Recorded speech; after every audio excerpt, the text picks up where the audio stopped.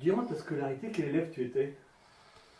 Alors, au départ, très renfermé, c'est-à-dire que j'étais très timide, et par la suite, très ouvert, bruyant, et qui remettait tout en cause. J'avais une espèce de, je dirais pas anarchie, mais une espèce de liberté qui voulait que, quand il y avait quelque chose qui allait pas, que je sois le premier à crier ou le premier à râler, ce que je fais plus, hein.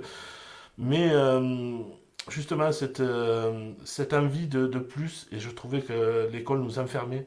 C'est-à-dire que pour moi, enfermer 30 élèves dans une classe pendant 8 heures, je trouve pas que c'est la meilleure façon d'apprendre. Pour moi, on a 50 minutes où on est vraiment concentré, où l'élève va apprendre, sur ces 50 minutes-là. Répéter ces 50 minutes à plusieurs reprises, mais en mettant des pauses, et voir l'école d'une façon différente. Et j'ai toujours ce besoin de liberté-là dans la suite. Est-ce que tu peux nous dire ton cursus? Alors, j'ai fait bac L au départ, jusqu'à la première. Je suis parti en STI. L'STI, c'était le côté mécanique, etc., qui me plaisait pas énormément. J'y trouvais un petit attrait à travers la musique, c'est-à-dire les composants électroniques qui permettaient de faire la musique. Je suis pas allé à mon bac, je me suis arrêté avant parce qu'on m'a proposé un boulot sur le port. Ce boulot me permettait de voir des cultures, de voir des gens différents, etc. Et résultat, j'ai continué sur le port. Donc j'ai commencé au départ où je m'occupais des vaches parce qu'il y a beaucoup de bétail qui part sur le port. Je faisais la pesée et je faisais le... Et au fur et à mesure, j'ai monté les échelons. Donc les noms, je suis passé transitaire, puis consignataire, puis là je suis courtier maritime. Et en gros, je suis celui qui chapeaute le navire, c'est-à-dire que sans moi, le navire ne peut pas rentrer, sans moi, le navire ne peut pas sortir. Je vais gérer tous les papiers, tout ce qui rentre et tout ce qui sort de le bateau doit passer par moi pour que le navire puisse faire. Et je répercute tout ce qui est des taxes au niveau des douanes et de toutes les administrations françaises, la capitainerie, la PAF, etc. Voilà. Juste pour nous préciser quel port. Port à 7, juste à côté. Parmi les métiers que tu as exercés, lequel tu retiens? Courtier, celui où je suis, parce que justement, c'est l'assemblage de toutes les connaissances de tous les autres métiers qui me permet de faire mon métier maintenant. C'est-à-dire qu'il n'y a pas de formation, il n'y a rien pour faire ce métier. C'est appris sur le tas. C'est-à-dire que il faut savoir faire le plus bas de l'échelle jusqu'au plus haut de l'échelle pour pouvoir assembler tout. Et c'est ayant toutes ces connaissances-là qui me permettent justement de faire ce métier et de pouvoir être plus libre, aller plus voir les capitaines, aller discuter avec le docker, aller discuter avec tout le monde, parce que je sais ce que eux ont à faire, même si je ne suis pas aussi professionnel qu'eux, mais j'ai les connaissances qui me permettent de discuter et de savoir quoi faire par la suite. Des informations complémentaires sur ce métier de courtier, qui est très peu connu en fait. Mhm. Alors, courtier, c'était au départ une charte qu'on payait à l'État, on était les notaires de la mer. Ça date de Napoléon. C'est Napoléon qui avait créé ce métier-là pour permettre justement, lors d'un navire, de ne pas avoir 50 personnes différentes qui viennent sur le navire pour amener leurs petites marchandises, leurs petits trucs. Je vais être celui qui centralise le tout et qui permet, face aux douanes, face aux administrations françaises, d'avoir des taxes, de savoir qui payer, qui aller chercher, qui contrôler, etc. etc. Et ce métier-là, dans les années 2000, euh, il y a eu une loi qui est passée qui a empêché d'avoir à payer cette charte à l'État et a fait disparaître en soi le nom de courtier maritime. Or, il faut toujours faire ce métier-là parce que ça reste sur un navire, on a besoin de tout ça. Donc, plutôt que, comme sur d'autres ports, que ce soit sur Marseille, sur Dunkerque, Bordeaux, etc., chacun embauche une personne qui sache faire ce métier. À 7, j'ai tous les clients parce on est beaucoup moins gros que les autres ports qui sont venus nous voir et qui nous ont dit faut que vous montiez votre entreprise parce qu'il y a le boulot qui reste à faire, mais nous, on n'a personne et on n'a pas envie d'embaucher quelqu'un. Donc, on préfère que ce soit votre entreprise qui continue. Donc, j'ai continué à créer mon entreprise pour faire ce métier et pour pouvoir permettre que les bateaux se fassent mieux et plus facilement. D'accord, en fait, tu n'es pas salarié d'un port, tu es une entreprise qui fait ce travail pour les armateurs en fait. Alors, je suis le lien entre les armateurs et les administrations françaises. C'est-à-dire que peu importe ce qu'il y a, que ce soit de la taxe sur la marchandise, sur les véhicules, de la taxe de mise à quai, de place à quai, etc. Je vais avoir à faire ces papiers-là. Et je vais avoir à fournir ces papiers-là à la douane pour permettre au bateau de pouvoir travailler. Et est-ce que ce métier, il est reconnu par les administrations? Enfin, est-ce que c'est quelque chose qui a une valeur administrative, juridique? Alors, ben, je suis représentant au niveau du tribunal de commerce, c'est-à-dire que pour toutes les assurances, pour s'il y a des avaries sur un bateau, je vais représenter le capitaine au niveau du tribunal pour expliquer ce qui s'est passé au niveau de l'avarie et pour permettre aux assurances de savoir qui a attaqué ou s'il y a eu une faute ou quoi que ce soit. C'est-à-dire que comme je disais, j'ai eu pendant un moment le titre de huissier de la mer. On a perdu ce titre-là, mais toutes les ramifications qu'il y avait et tout le devoir qui restait à faire là-dessus reste. Donc, un titre, en soi, j'ai plus rien, mais j'ai toutes les accréditations auprès de la douane, la capitainerie, le tribunal, etc., etc. Et ça se passe à 7, mais dans les autres ports, c'est pareil, Alors, dans les autres ports, c'est différent suivant le port. Par exemple, à Marseille, c'est un port autonome. Donc, un port autonome, il y a trois courtiers, je crois, ou quatre, j'en connais trois. Sur trois courtiers, il y en a un avec qui j'ai bossé énormément, qui a monté lui aussi son entreprise, tout comme moi, où on est resté. Et d'ailleurs, on a des noms qui se ressemblent. Lui, c'est Sud Clearance et moi, c'est Sud Clearance. La clearance, c'est le manifeste, c'est le papier qu'on fournit avec tout le détail de ce qu'il y a dans le navire. Donc, lui a eu le même chemin que moi. D'autres ont eu des chemins différents où ils sont allés se placer plus dans les administrations avec leur savoir et leur connaissance.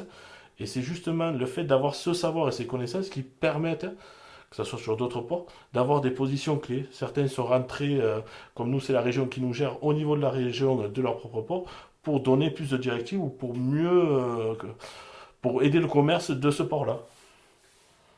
Et toi, tu es entré dans ce métier par l'expérience? Alors, je suis rentré par la petite porte, on va dire. J'ai commencé au plus bas de l'échelle. Comme j'ai dit, je pesais des vaches au départ. De là, je faisais bien mon travail. Une entreprise m'a proposé de faire la partie au-dessus, c'est-à-dire tout ce qui est la taxe, enfin, d'aller chercher le client, c'est un transitaire, d'aller chercher le client, de demander des places au bateau pour cette marchandise, de placer la marchandise dans le bateau et de faire payer au client les taxes à travers le courtier, à travers d'autres, ou d'avoir les restitutions. Par exemple, pour le bétail, pendant un moment, si on envoyait du bétail hors de la zone UE, il y avait des restitutions de l'État. Donc permettre à l'éleveur de toucher des restitutions. Ensuite, je suis passé à consignataire, c'est-à-dire que je suis la voix de l'armateur pour le bateau. C'est-à-dire si le bateau a besoin de changer les draps, si le bateau a besoin d'eau, c'est celui qui va gérer, qui va chapeauter ce plan-là. Et de ça, ayant toutes les autres connaissances, on m'a proposé une place au-dessus. Donc je suis rentré en tant que huissier après avoir passé un concours comment dire, où je devais savoir parler anglais et espagnol et où je devais être traducteur officiel pour le port. Et après avoir passé ce concours et avoir obtenu ce concours, j'ai eu la place de courtier. Qu'est-ce que tu dirais qu'il faut avoir comme compétence bien spécifique pour faire ce métier? Quelle qualité plutôt que compétence?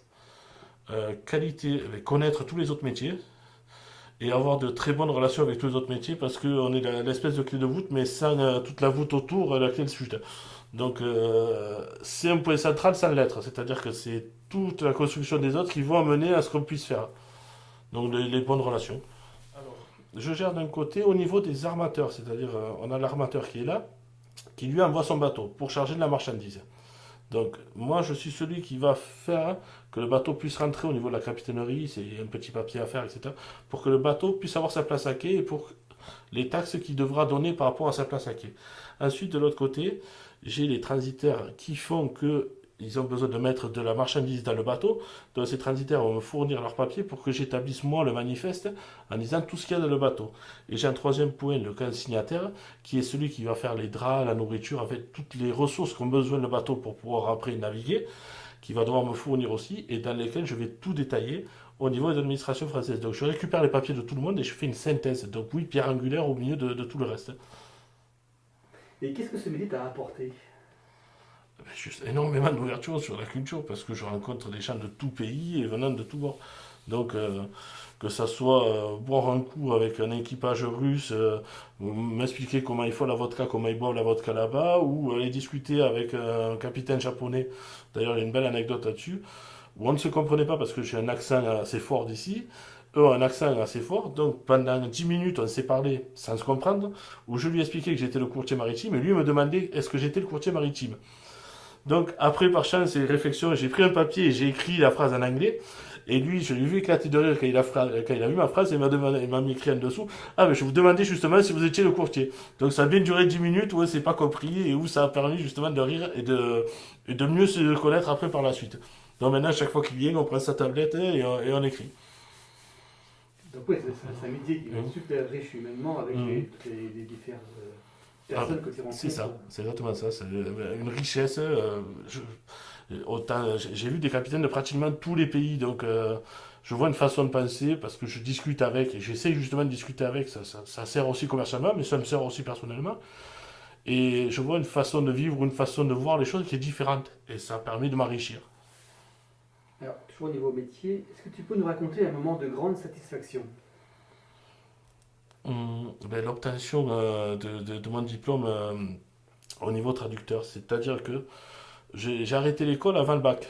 Et au fur et à mesure du métier, j'ai passé ce diplôme, j'avais 22 ans en ayant commencé à 18 ans, même si c'est court, 4 ans, mais ça m'a permis de faire un espèce de trou. Et ce diplôme-là, pour moi, équivalent, comme on dit traducteur, c'est un BTS au minimum. Et donc me dire, mais tout compte fait, j'étais pas si con à l'école, quoi. J'arrive à m'en sortir et je suis sorti premier de ce petit truc qu'on a fait. Et c'est justement pour ça que j'ai eu les accréditations partout qui m'ont permis de bosser. Donc c'était ouais, une espèce de satisfaction de dire, ouais, de toute façon, j'ai pas l'air si con que ça quand même.